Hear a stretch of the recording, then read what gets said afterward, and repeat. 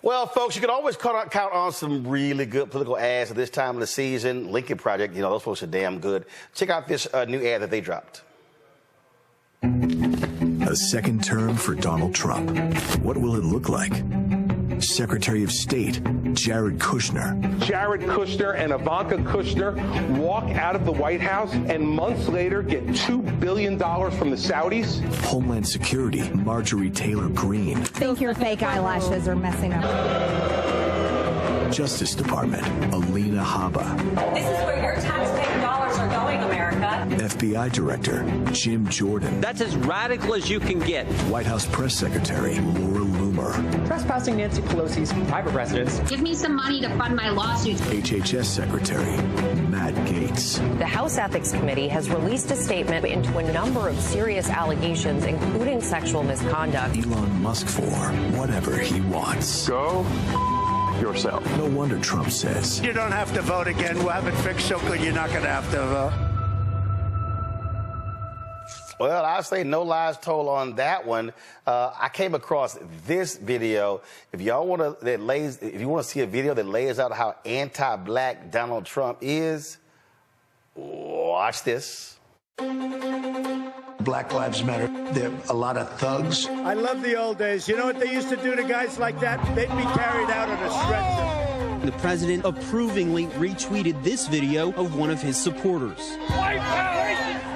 A horrific scene in Charlottesville, Virginia, a white nationalist rally that descended into deadly violence and chaos. I think there's blame on both sides. Very fine people on both sides.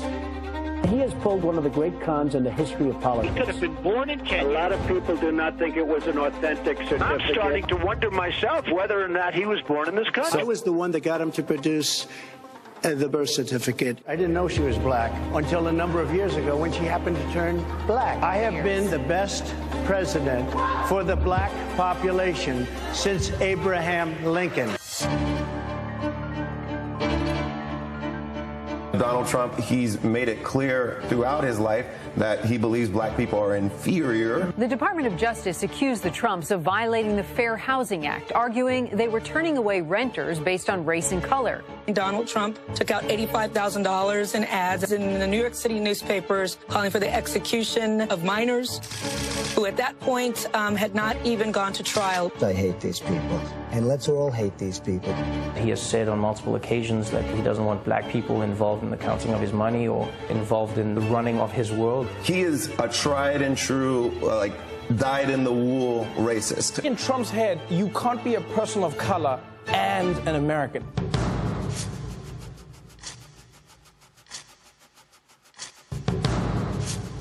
I would do stop and frisk. A violent confrontation on a New York City street that ends with one man, a black man, dead. He just took me out the car, searched the car, asked where are the guns, where are the weapons and the drugs. This is my license. I'm a pharmacist, right? But I get stopped all the fucking time. And because of that, I have to show this. Stop and frisk. Very simple. You stop them and you frisk them. President Trump plans to sign an executive order that will reverse an Obama-era policy which currently restricts local police from getting military-style guns and equipment. Hands up, don't shoot! Hands up! Go! Go! Go!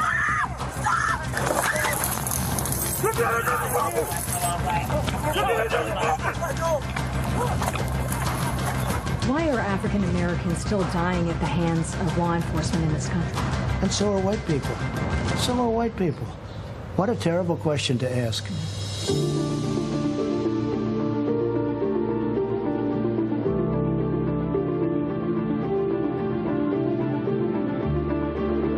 Wages too high. We have to leave it the way it is. I worked at fast food for over 30 years, and I had to support my kids off of that money. Minimum wage is still $7.25. It's rough. Gotta work 2-3 jobs just to make ends meet. You have to decide whether you're going to eat or pay your bills. Look at how well the black community has been doing under this administration.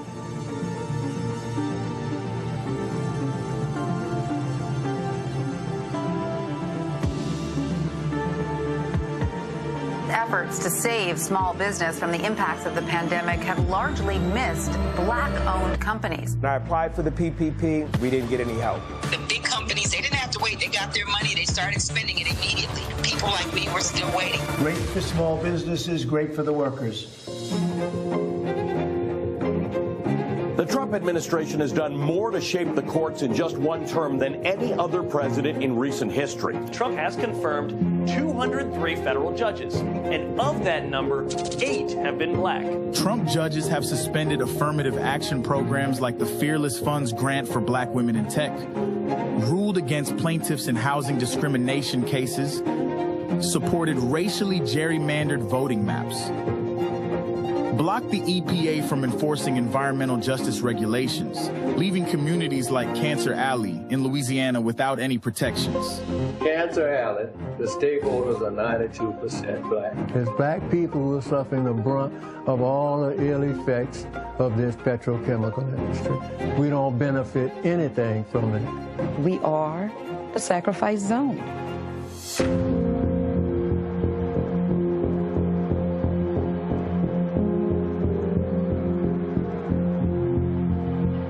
The vote. You should go into Detroit, Philadelphia, Atlanta, and you should go into some of these places, and we got to watch those votes. Donald Trump said there was rampant fraud. He didn't say it was happening everywhere. He said it's happening in Detroit, Philadelphia, Milwaukee, Fulton County, Georgia, Maricopa County, Arizona, Harris County, Texas, large urban centers with large populations of color. The thing that rhetoric is being used to justify are racially discriminatory voting policies, policies that make it harder for voters of color to vote.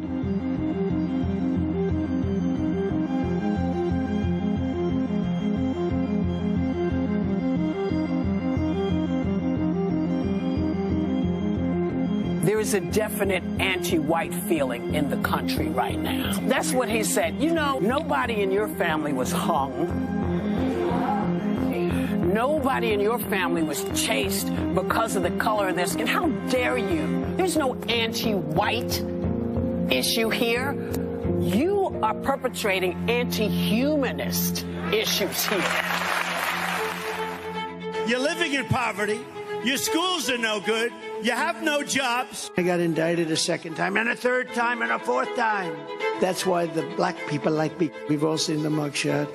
And you know who embraced it more than anybody else? The black population. I'm being indicted for you, the black population. Kamala, they always say Kamala. And all of a sudden she made a turn and she became a black. Would you rather have the black president or the white president? I think they want the white guy. Look at my African American over here. Look at him. Racism. The least racist. I am the least racist person there is anywhere in the world. My favorite color is black.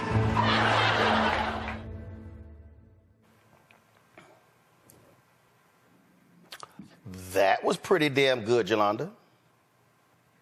You know, I'm real irritated right now.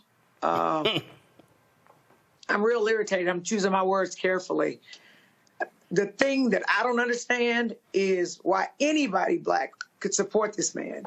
Literally every negative attribute that anybody has, he gives to us. He literally says that we like him because we appreciate that he was charged with a crime like us. Mm-hmm. As a person who's never been in trouble with the law and who tries to get black folks out of the claws of an unfair, unjust criminal justice system, I'm offended. He targets, and I didn't find it coincidental at all, that he targeted black cities in the majority of the swing states because he wants to try to steal this election any way that he can by sowing distrust and mistrust in the system. And he just says things and people, or his sycophants, just believe him, which terrifies me. And that's why I know that we as black people have got to take it real personal that he's coming for us. And let me be clear. I'm tired of people saying he's targeting people of color. The people of color that get the most negatively affected is us, black people.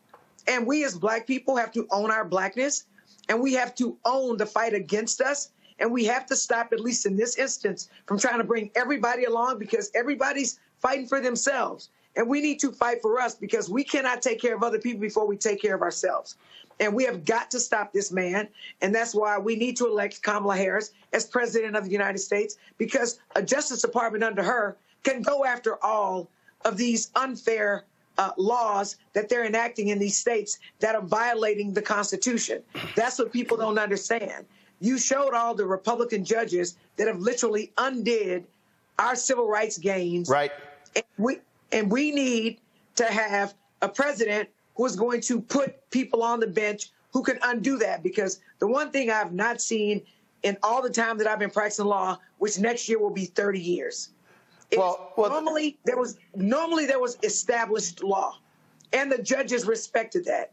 These Trump judges don't give a freaking you know what, and they will undo it, and they're taking us back. So this is serious. This is a serious matter. Michael, the thing here is when we talk about why these videos are important, because again, social media has totally changed. Not all. Everything can be done in 30 and 60 seconds. And so that video there was about a 7-minute video. Y'all get me the name of the group that did it so I can pull them up. I mean, that's important because it puts it all in one place, how anti-black this man is. And when you got these black maggots running around touting Trump and lying about what he's done for black people, that stuff is important. Absolutely, and the black maggots are what one of my teachers, Dr. Leonard Jeffries, would refer to as a PWAK. That's a professional white ass kisser, because that's exactly what they are. Now, the good thing about this video, more importantly than what Trump said, is the policies he actually put in place. I've talked about it here on this show before. September 2020, Donald Trump did an executive order when he was president that banned the use of critical race theory in training for federal employees. That's really where the anti-critical race theory movement started. That's 6 months before white conservative activist Christopher Rufo did his series of tweets in March 2021 attacking what he called critical race theory and redefining critical race theory. Then you look at the school boards, right, and how Stephen K. Bannon, who served in the Trump administration as a senior advisor, Stephen K. Bannon on one of his podcasts said that the way to political power in the country today is through the local school board. So we saw Moms for Liberty. We saw these right-wing initiatives to take over school boards. Donald Trump attacked the 1619 Project after he did his executive order in September 2020. And we saw this huge backlash from the right wing against the 1619 Project and Nicole Hannah-Jones. Also, Donald Trump nominated 2 attorney generals who were against criminal justice reform. So whatever Donald Trump wants to claim about the criminal justice reform that he did with Hakeem Jeffries' bill, okay, Jeff Sessions and William Barr were against criminal justice reform, and one of the first things that Attorney General Jeff Sessions did was he reversed Eric Holder's initiative on Smart on Crime, and he backed off of not charging low-level nonviolent offenders with the longest, harshest sentences. And he also backed off of police. He said he stopped the investigations into the patterns and practices of police departments, and he said we need to take a hands-off approach to policing as well. So we can look at the policies that Donald Trump implemented as well, and how anti-black they were. Well, you know, he has to be stopped. I got you, Matt. There was a guy, some dude sent me an email, and he was just touting about, in the hood, folks had money in their pockets when Trump was president, and all this sort of stuff. And I've heard that crap from so many other different people. And I sit here and go, y'all still don't have no idea what the hell y'all talking about. And I said, if there's any black person or any non-black person out there who thinks stimulus checks are going to be raining down on America, especially in the hood, if Trump is there, you are out of your damn mind, because guess what? That ain't happening. The stimulus, that was a once in 100-year pandemic, and it is not happening again. And I'm like, y'all might want to wake the hell up. Yeah, and it's something that he demanded to put his name on so he could take credit for that once-in-a-lifetime situation where they had to send those stimulus checks. But look, here's the reality. I think Jolanda hit the nail on the head. He uses us as the vehicle to get all of his hate out and talking about any negative attribute. I mean, that's what I think is so powerful about that video. The fact that you see all those things strung together. So anybody who's trying to defend Mr. Trump and his virulent racism against black people cannot get out of the fact that they're not one-offs. And it started back when the exonerated 5 were coming up for trial. I mean, if you take out a full-page ad in the New York Times calling for the death penalty of teenagers, I mean, you're per se hateful. And that has persisted throughout his life and in his service or led service to the country. So it's obvious that, you know, he hates black people, and that's very clear in so many things that he says and that he does. And just the idea that we have allowed a lot of this to be normalized from him and we continue talking about it rather than just calling him out and saying you are a straight up racist as we have is so problematic to me in the way that it's just become such a part of what we allow in politics in a way that it would not have been allowed even 15, 20 years ago for somebody to say the incendiary things that he said. As a matter of fact, if you saw in that video, he said he doesn't want his money counted by a black person. He wants his money counted by a short person who wears yarmulkes. You know what that means? That's a comment to Jewish people, right? And that's the kind of thing you say when you do not have any regard for other people's humanity. And moreover, you are used to just going around saying whatever you want, no matter how hateful. And it's extraordinary to me that we are continuing to talk about the prospect of a second presidency from a known buffoon, a hateful buffoon at that. The fact that there is a large contingent of this country who is considering voting for him is not only scary to put him back in office, but it's scary because there are people walking around espousing the exact ideology that he does who don't say it as loud and with their chest like he does. And that is what makes this so dangerous. Right. We've seen that in this country. He has fomented a lot of that latent, you know, anti-black, anti-anything other than white sentiment that people have had, and he's brought it to the forefront, and that's why a lot of people have supported him, because he's so openly racist, and he gives them license to be the same. So the other day, former Congresswoman Liz Cheney announced she was going to be, of course, endorsing Vice President Kamala Harris. Now her daddy is doing the same. Yeah, hardcore Republican conservative Dick Cheney issued this statement. He said, in our nation's 248-year history, there's never been an individual who is a greater threat to our republic than Donald Trump. He tried to steal the last election using lies and violence to keep himself in power after the voters had rejected him. He can never be trusted with power again. As citizens, we each have a duty to put country above partisanship to defend our Constitution. That is why I will be casting my vote for Vice President Kamala Harris. Now, keep in mind, when his daughter was running for re-election, Donald Trump was hardcore against her. And Dick Cheney dropped this ad, which is very similar to what we just read. Watch this. In our nation's 246-year history, there has never been an individual who is a greater threat to our republic than Donald Trump. He tried to steal the last election using lies and violence to keep himself in power after the voters had rejected him. He is a coward. A real man wouldn't lie to his supporters. He lost his election, and he lost big.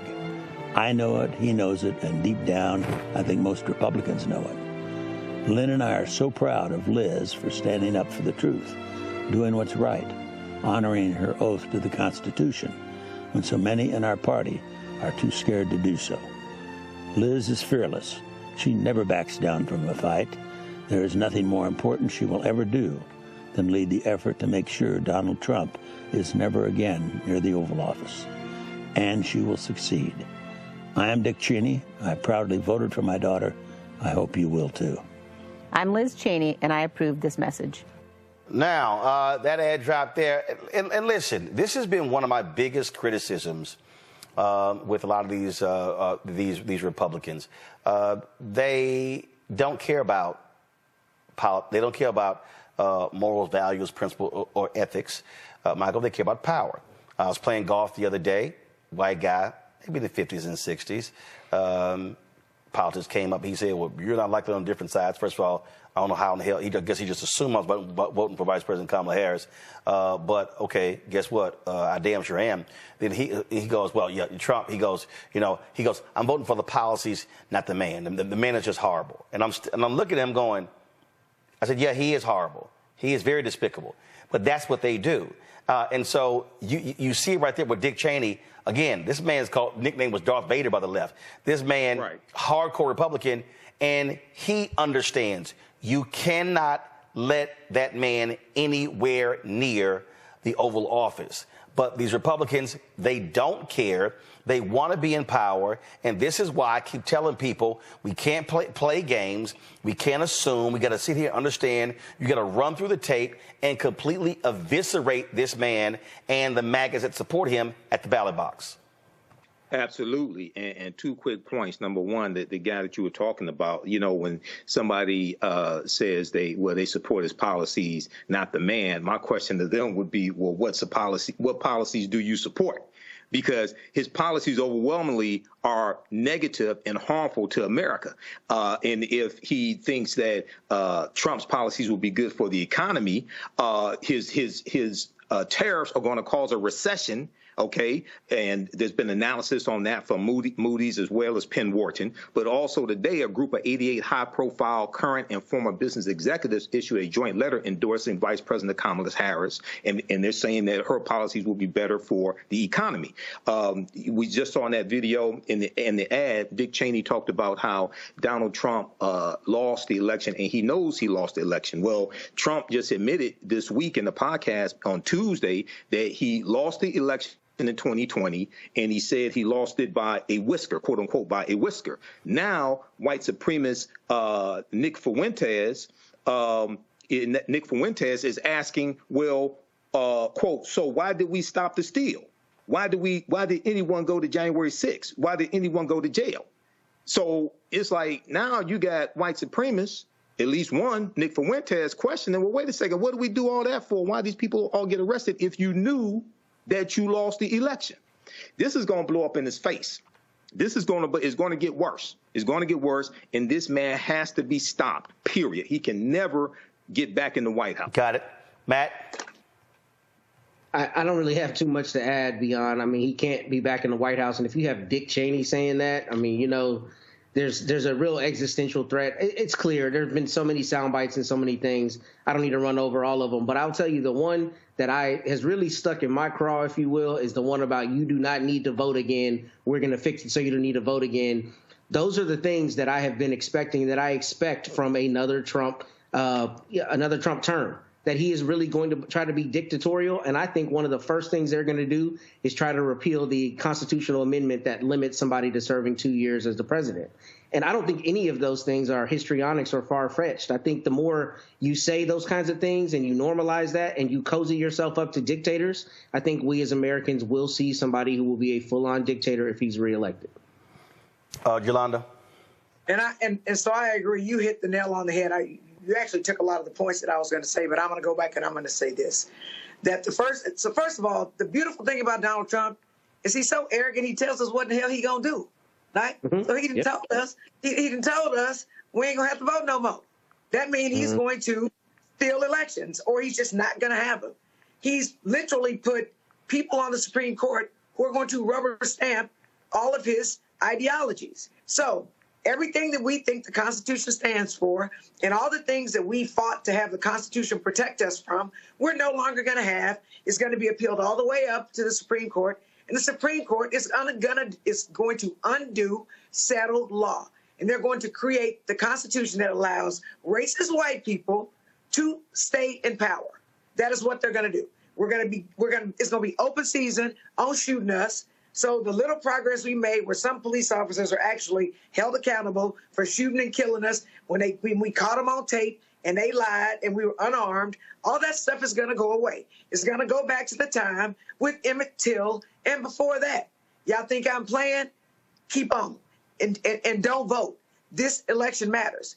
We're not going to have access to housing. They're going to be redlining crazily. The Justice Department will not be going in and having the power to protect us because the Supreme Court is going to undo what they say if he's president. Got it. They are literally going to destroy public education where we cannot get jobs, we cannot move forward, and that is how it's going to be. So 1 second. So talking to the Economic Club of New York the other day, y'all, if y'all want to see how stupid this man is, just watch this here. The courts had dealt with the issue of childcare. Roll it. If you win in November, can you commit to prioritizing legislation to make childcare affordable? And if so, what specific piece of legislation will you advance? Well, I would do that, and we're sitting down. You know, I was we had Senator Marco Rubio, and my daughter Ivanka was so impactful on that issue. It's a very important issue. But I think when you talk about the kind of numbers that I'm talking about, because look, childcare is childcare. There's something, you have to have it. In this country, you have to have it. But when you talk about those numbers compared to the kind of numbers that I'm talking about by taxing foreign nations at levels that they're not used to, but they'll get used to it very quickly. And it's not going to stop them from doing business with us, but they'll have a very substantial tax when they send product into our country. Those numbers are so much bigger than any numbers that we're talking about, including childcare, that it's going to take care. We're going to have, I look forward to having no deficits within a fairly short period of time, coupled with the reductions that I told you about on waste and fraud and all of the other things that are going on in our country, because I have to stay with childcare. I want to stay with childcare, but those numbers are small relative to the kind of economic numbers that I'm talking about, including growth, but growth also headed up by what the plan is that I just told you about. We're going to be taking in trillions of dollars, and as much as child care is talked about as being expensive, it's relatively speaking not very expensive compared to the kind of numbers we'll be taking in. We're going to make this into an incredible country that can afford to take care of its people, and then we'll worry about the rest of the world. Let's help other people. But we're going to take care of our country first. This is about America first. It's about make America great again. We have to do it because right now we're a failing nation. So we'll take care of it. Thank you. Very good question. Thank you. Did he answer the question? I had somebody who gave to the show the other day, and they said, "Roland, could you please stop cussing?" And I've severely limited when I cuss. Reese has it. But what the fuck was he talking about? And what the fuck were these people there clapping for? They literally, what? Because he said, make America great again? He gave the most bullshit answer to child care. Didn't even answer the question, I got tariffs and we're going to make lots of money and we're going to, we're tired of paying for stuff. And for 23 days, the media shitted on Joe Biden, talking about his answers, how old he was, and he was confused. And every day, Democrats, he got to get out of the race. This dumbass stood there and said some of the dumbest shit I have ever heard. And if y'all think it's just his dumb ass, listen to his dumb ass running mate, J.D. Vance. It's such an important question, Charlie. And I think one of the things that we can do is make it easier for family models to choose, or for families to choose whatever model they want, right? So one of the ways that you might be able to relieve a little bit of pressure on people who are paying so much for daycare is make it so that maybe like grandma or grandpa wants to help out a little bit more, or maybe there's an aunt or uncle that wants to help out a little bit more. If that happens, you relieve some of the pressure on all the resources that we're spending in daycare. Now, you talk about just daycare. Let's say you don't have somebody who can provide that extra set of hands. What we've got to do is actually empower people to get trained in the skills that they need for the 21st century. We've got a lot of people who love kids, who would love to take care of kids, but they can't, either because they don't have access to the education that they need, or maybe more importantly, because the state government says you're not allowed to take care of children unless you have some ridiculous certification that has nothing to do with taking care of kids. So empower people to get the skills they need. Don't force every early child care specialist to go and get a 6-year college degree where they've got a whole lot of debt and Americans are much poorer because they're paying out the wazoo for daycare. Empower working families, empower people who want to do these things for a living, and that's what we got to do. All right. I don't know what the fuck.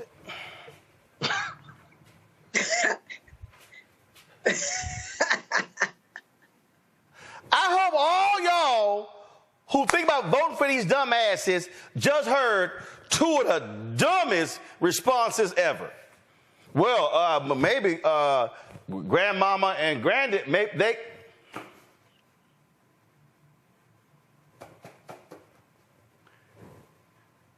And some of y'all actually have the audacity to question Vice President Kamala Harris and Minnesota Governor Tim Walz when they say stuff. And this is the Republican ticket. And some of y'all literally think these two absolute ignorant dumbasses are worthy of being in the White House. And the thing that gets me is neither one of them, they probably ain't never had to pay for child care. They don't even know what the hell child care is if it doesn't involve nannies and au pairs and stuff like that. And it just, and see, Matt, this is what really pisses me off. What really pisses me off are these punk-ass media outlets like the New York Times who wrote a story as if Trump gave a credible answer to the question when the woman who asked the question went on an outlet and she said that was a bullshit-ass answer. But what they're doing, again, they're framing it as, oh, Joe Biden was crazy. He was comatose. He was damn near having Parkinson's. He has dementia, Alzheimer's, and they position like this dumbass is a genius. But Roland. No, Jolanda. Matt. No, I'll yield to Jolanda. Go ahead, please. No, hold on, no. I'm going to you for a reason, because I got a question for Jolanda that's separate. Matt, go. I got that. I know what I'm doing. Go. Yes, sir, you're right. I don't think you're wrong. I think the media has perpetuated a lot of that. And I think he didn't say anything. And frankly, like you said, that was one of the issues that we even discussed on the show, just the fact that there was an imbalance in the coverage of that and an imbalance in the extent to which they were calling into question the candidates' mental faculties, right? With Joe Biden after the debate, that's all you heard about in the 24-hour news cycle for weeks. And Mr. Trump has continued to say things like this that make literally no sense. I mean, he sounds like one of my sons trying to stay up when I tell him to go to sleep, just saying anything. But how about this? How about that? Right? When, it's just incomprehensible. And he's not saying anything at all from a policy standpoint. And when you look at J.D. Vance, what Vance did specifically in his answer is he found a way to come in with that same anti-government rhetoric that they say, don't hamper people's ability to be free. He didn't say anything that made any sense, but all he said was, don't require a license and let people be more involved. And that's stupid because especially as it comes to kids, we want people to be better qualified when they're taking care of our children. So that's one, not a policy that talks about easing the burden for families. And two, all it does is invoke the anti-government rhetoric that they play on. That's why it's about sound bites and about clever little turns of phrase more so than it is deep policy. So people who are behind this are behind these archetypes. They're not behind real policy, and they're definitely not behind real leadership. So this is what's, again, just so we know who we're dealing with here, Jolanda. 2017, Wall Street Journal does an article, they're interviewing this fool. And so Donald Trump was describing an on-site daycare at one of his companies. Go to my iPad. So, it's not expensive for a company to do it. You need one person or two people, you need some blocks, and you need some swings and some toys. It's not an expensive thing, and I do it all over. And I get great people because of it, because it's a problem with a lot of other companies. Then he points to these other, they call them Trump kids. Another one calls it Trumpeteers, if you can believe it. I have them. I actually have them because I have a lot of different businesses. He went on to describe a room that's a quarter of the size of this, and they have all sorts of, it's beautiful. They have a lot of children there. We take care of them. And the parent, when they leave the job, usually in my case, it's clubs or hotels. When they leave the job, they pick up their child, and their child is totally safe. They come in during the day, during lunch, to see their child. It really works out well. Jolanda, they didn't exist. Right. They literally, these daycares, literally, he's describing a fictitious daycare. He flat out lied. And you know what these folks did? They let him go ahead and say it. But so my mother always said, why are you surprised when white folks white? Right? Why are you surprised when white media perpetuates white negative stereotypes of us and white lunacy? Which is why you and what you do is so important, because we can check them. And we all know there are always black people that think white folks' ice is colder. And they're going to trumpet and they're going to repeat whatever white folks say. And so what we have to do, Roland, we have to speak truth to power. We need to call bullshit bullshit. We need to call a spade, and we need to point out this idiocy. With J.D. Vance, they asked him about childcare and how that they could afford, how they could make it more affordable for us, or for people with kids. And he literally didn't talk about how any certification or anything would translate into a parent actually having to pay less for their kids. So nothing they said made sense. And so what we have to do is we have to run through the finish line on November 5th. We have to point this out, but we have to explain to people, and you say this all the time, Roland, that one of these people are going to win. I'm going to say it again. One of them is going to win, so we can't stay home, and we've got to point out how racist and how anti-black he is. And I think for black people, we've got to talk about how anti-black he is, because there will be some people who will resonate with that. That's what we've got to do. That's what I'm going to do. And I'm not surprised when white folks white. I've been black all my life. And the one thing that we are created to do is overcome shit. We've overcome slavery, we've overcome Jim Crow, and we go overcome this because we know how to push through. And that's what we need to remember, and we need to keep our eye on the prize, and we need to make sure we speak truth to power. We need to call his shit, and we need to get her elected. And then a lot of our problems will be better able to be dealt with. So the thing here, go to my iPad. Michael, this is an Associated Press story. They said, again, the Wall Street Journal just ran as gospel. But again, Rupert Murdoch owns them, so they're not checking a damn thing. So the two programs Trump cited, Trump Kids and Trumpeteers, are programs catering to patrons of Trump's hotels and golf club. They are not for Trump's employees, according to staff at Trump's hotels and clubs across the country. He's a liar. Housekeeper at Trump International Las Vegas. No, there's no child care. He's a liar. He's a flat-out liar. Something happened to Michael's signal, but that's what it is. Folks, that's what we're dealing with. We're dealing with a massive liar.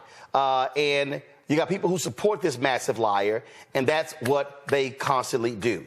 They support liars. Visit our website, AfricanHistoryNetwork.com. AfricanHistoryNetwork.com, so you can register for this full 12-week online history course. And I'm getting ready to, as soon as I finish this broadcast, we're going to jump in the class of my online school and start teaching class number 1. So these classes will be on Saturdays, 4 p.m. Eastern Standard Time. We're running a little behind schedule today, so I had to get everything set up. But go to our website, AfricanHistoryNetwork.com, scroll down the page. You'll see the second class that I teach, Black Resistance Movements, Christopher Columbus, the Haitian Revolution, and Black Power Movement, 1492 to 1968. We do that on Sundays, 4 p.m. Eastern Standard Time. So click right here to register for the second course. You can register for the course bundle for both classes on sale for $120. Click right here to register for the course bundle. This content is PG-13, so you can use this with your children also. I don't do a lot of cursing. It's nothing like that. It's a very visual class. So we have 200 slides in the PowerPoint presentation, video clips that we look at, book references, 80 to 100 articles, and then we have class number 1 of Ancient Kemet, the Moors, and the Ma'afa, Understanding the Transatlantic Slave Trade. Click right here to register for that. And the class lesson plan is here for the full course. You can download the class lesson plan. Okay, so there's a ton of information that we cover in this class. I'm just giving you a brief overview. Okay, so have you all learned anything so far? How do you all like this type of information? And who still needs to register for this class? So when we scroll down, we look at some of the other content that we'll cover. We'll look at archaeological discoveries that keep causing the scientists and archaeologists and paleontologists to push the timelines back. And these are archaeological discoveries that show an African presence in parts of the world earlier than people thought. Okay, so there was one good article, Recap Humans Are 100,000 Years Older Than We Thought. This is from the New York Post. We'll look at the lost city. There were 2 lost cities of Egypt. One, dazzling Aten, which was discovered a few years ago, but then also Tanis Heraklion, which was discovered about 2013.